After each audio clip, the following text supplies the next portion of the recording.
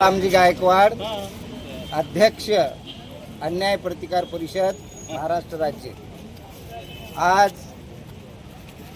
जागतिक लेवलचे साहित्यिक अण्णाभाऊ यांची फोटो शंकरराव चव्हाण सभागृहामध्ये कर्ज वाटपाचा व स्वयंरोजगार मेळावा हा पालकमंत्री यांच्या उपस्थितीत घेण्यात आला।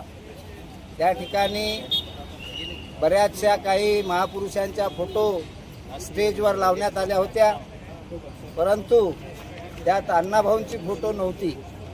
आणि मी त्या कार्यक्रमात हजर असलेले या जिल्ह्याचे खासदार अजित गोपछडे आणि हदगाव विधानसभेचे आमदार बाबूराव कोळीकर यांना मी जाब विचारला की सर्व महापुरुषांच्या प्रतिमा ह्या स्टेजवर लावलेल्या आहेत, पण अण्णाभाऊंची प्रतिमा का लावलेली नाही ती या आयोजकाला आणि संयोजकाला विचारणा करावी।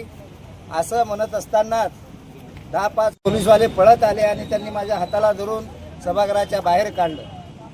पण मी म्हणतो की जगामध्ये अण्णाभाऊ एवढा साहित्यामधला विद्वान आजपर्यंत जन्माला आला नाही आणि यानंतर जन्माला येणार नाही, हे सत्य आहे।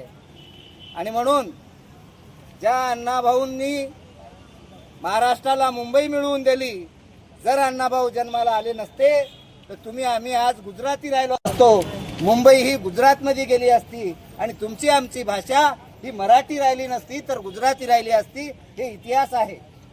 म्हणून ज्या अण्णाभाऊंनी महाराष्ट्राला मुंबई मिळवून दिली, ज्या मुंबईमध्ये विधान भवन तयार झालं, ज्या मुंबईमध्ये इथल्या महाराष्ट्राचा कारोबार चालतो, याचं जर पूर्ण योगदान कोणाचं असेल तर त्या अण्णाभाऊंचं आहे मित्रांनो।